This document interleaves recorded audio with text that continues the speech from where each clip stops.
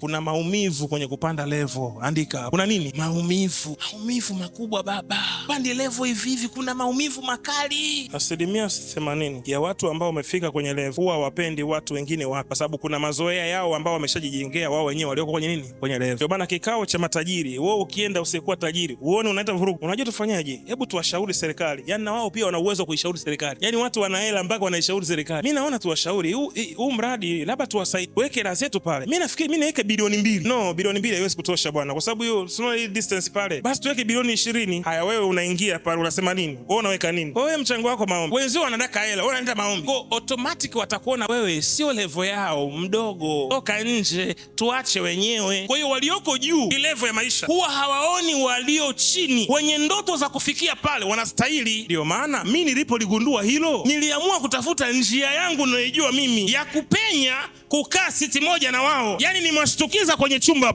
nipo. Kwa sababu hawa watu huwa wanafunga milango ya kupanda level. Yaani wakati unapanda level na huko juu kuna milango ya kuingia kwenye hizo level.